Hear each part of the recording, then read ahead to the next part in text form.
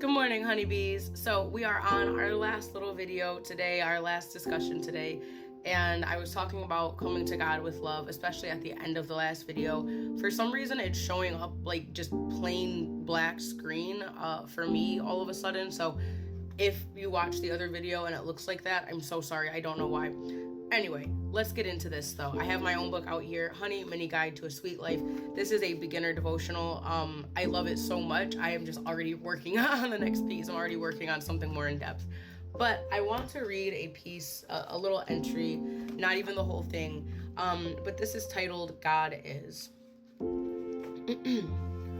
God is the kiss of sunlight on mahogany, bronze skin.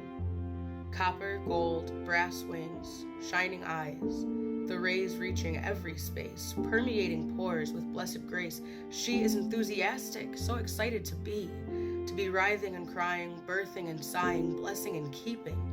She comes to me in gentle glory, imploring I spend more time with her, with them, and less with my head and old biographies and records of lineage. I am living now.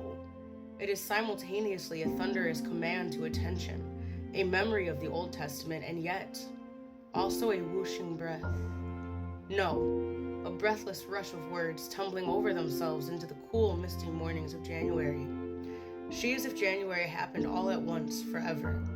She tells me DMT is one of her favorite tunnels when we listen. Her poisons are like emeralds cut by Metatron, the master scribe inscribing, shining tablets and crafting talismans.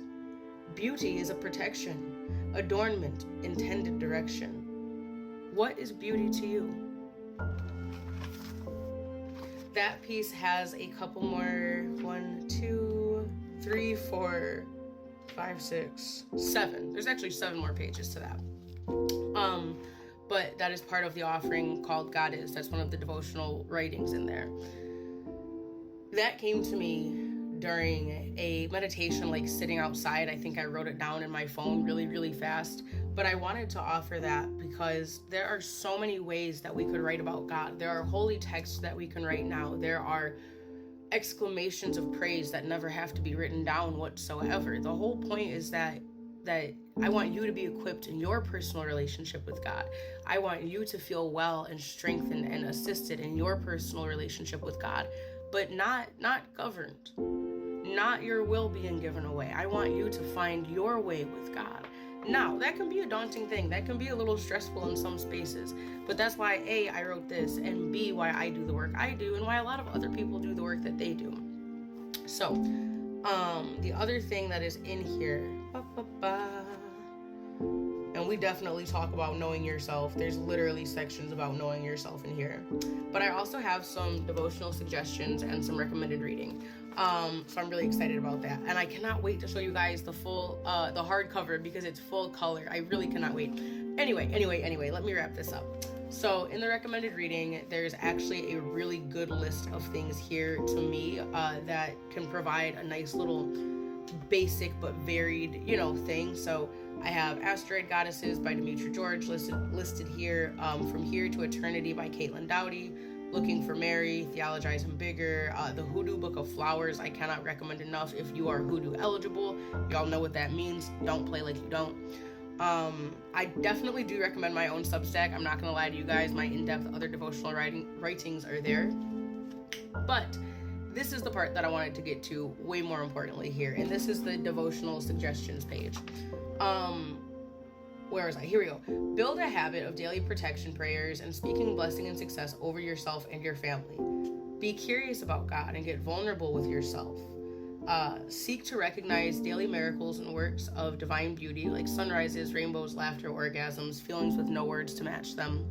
And make sure your spiritual practice has your heart growing. So let's talk about that heart growing thing for 1 second in our little honey conversation. Your heart growing is not always a pleasant feeling. And this is going to be a funny maybe connection here, but it just came to mind. I'm thinking about the Grinch and his heart growing 2 sizes too big. It had been 2 sizes too small, and then it was like 2 sizes too big. His heart expanded hugely.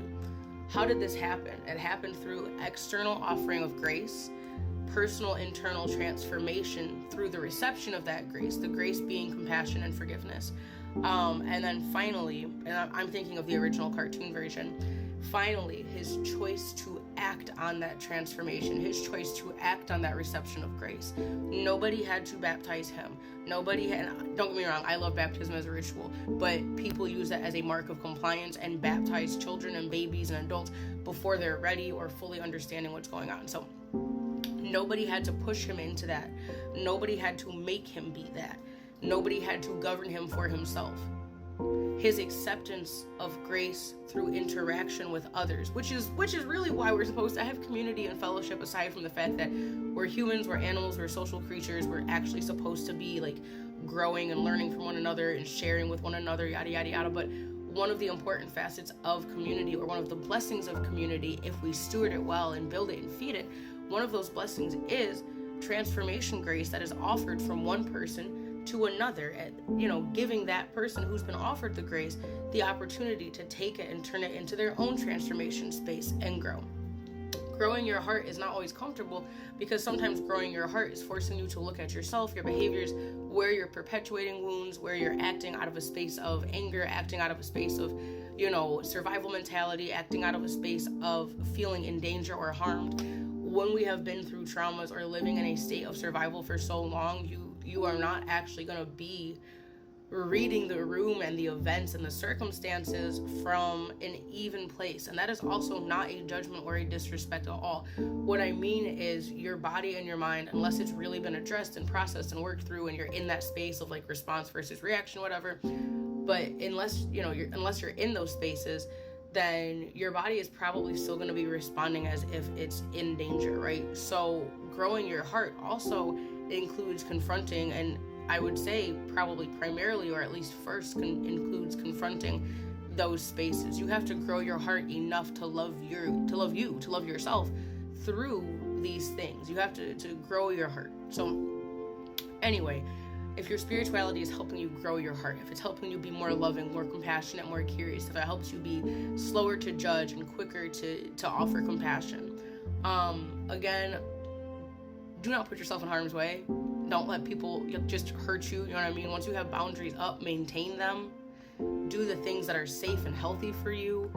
But you can grow in love in such a way that you know how to maintain boundaries and you can still be loving to people. Anyway, yeah, I love you guys.